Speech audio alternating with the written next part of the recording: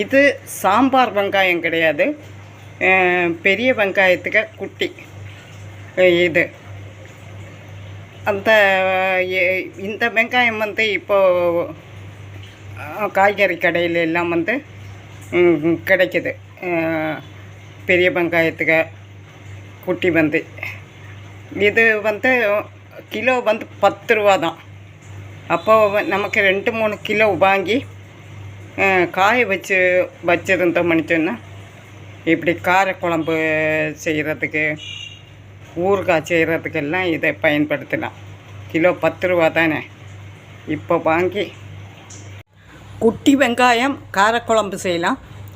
இது எண்ணெய், கடுகு, ஜீரகம், கொஞ்சம் வெந்தயம் குறைவா போடணும். ஜீரகம், கடுகு.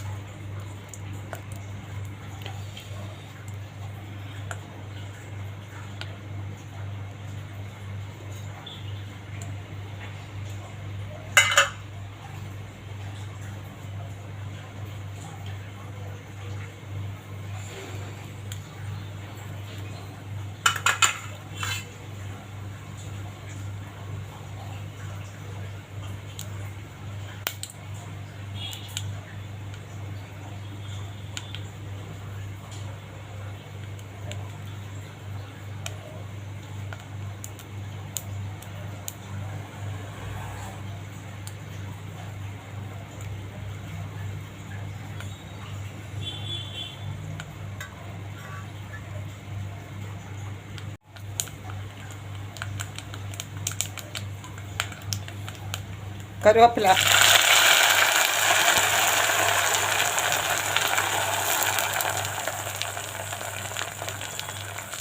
வெங்காயம்,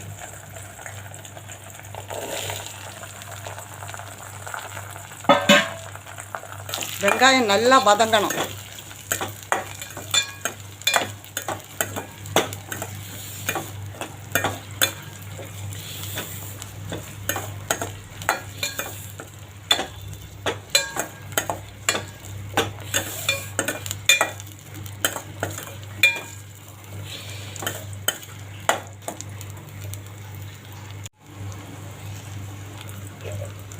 உப்பு,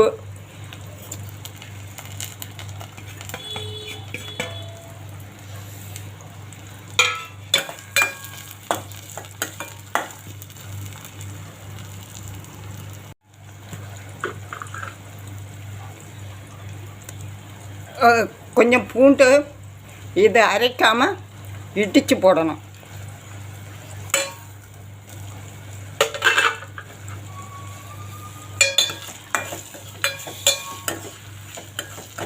இப்போ பூண்டும் வெங்காயமும் நல்லா வதங்கட்டும்.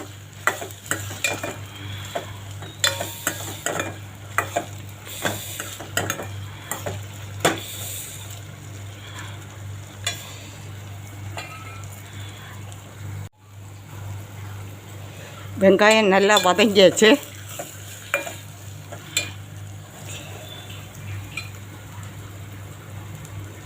தனியாத்தூள், மிளகாத்தூள், மஞ்சத்தூள்.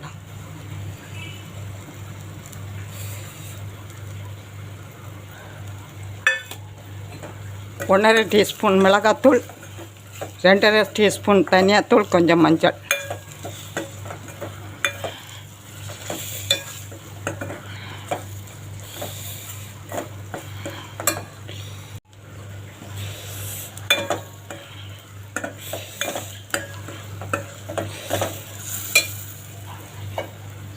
மூணு தக்காளி அரைச்சி ஊற்றணும். அரைச்சி ஊற்றினா தான் இந்த காரக்குழம்புக்கு நல்லா இருக்கும்.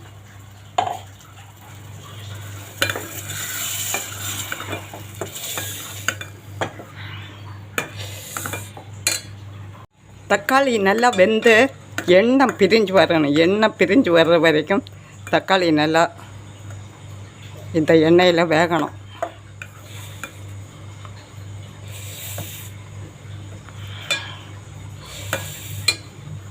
இப்போ தக்காளி வெந்து எண்ணெய் பிரிஞ்சு வந்தாச்சு.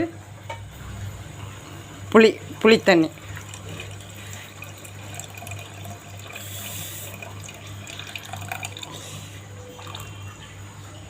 ஒரு சின்ன எலுமிச்சம்பழம் அளவு புளி எடுத்து ஊற வச்சு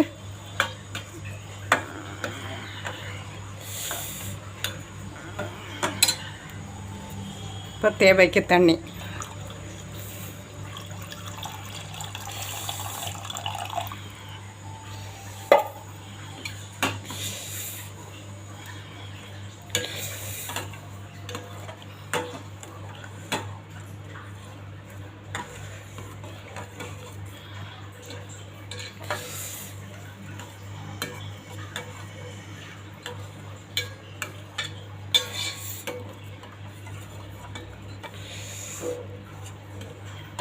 இப்போ குழம்பு வற்றி சுண்டி வரணும். இந்த காரக்குழம்பு வந்து சாம்பார் வெங்காயத்தில் செய்வாங்க. இந்த வெங்காயம் வந்து ரொம்ப குட்டியானதுனால இந்த வெங்காயத்தில் நான் காரக்குழம்பு செய்கிறேன். காரக்குழம்பு செய்துட்டு கொஞ்சம் ரசம் வச்சுருக்கிறேன். அப்புறம் வந்து முட்டை பொடி மாசு.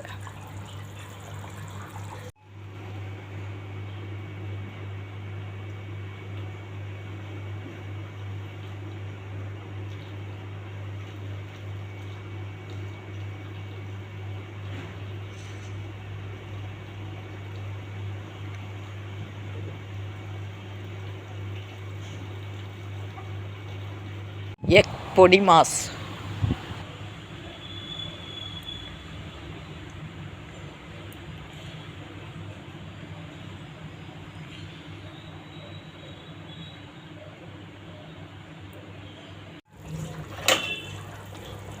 ஒரு டீஸ்பூன் நாட்டு சர்க்கரை.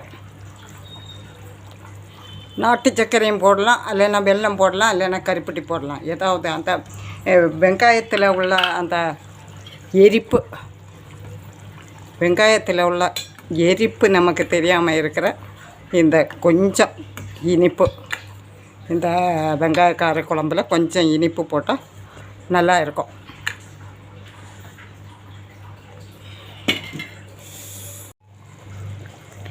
இப்போ குழம்பு எண்ணெய் பிரிஞ்சு அழகாக ரெடி ஆகிடுச்சு.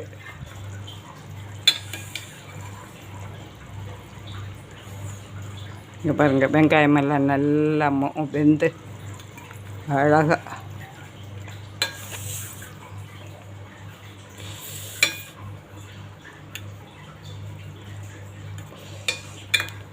சின்ன சாம்பார் வெங்காயமாக இருந்தால் அதை முழுசாக போடணும். இது நான் இந்த வெங்காயத்தை பாதியாக வெட்டி போட்டிருக்கிறேன்.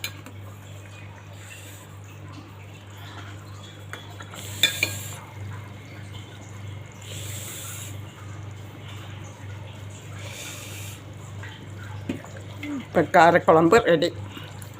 வெங்காய காரக்குழம்பு ரெடி.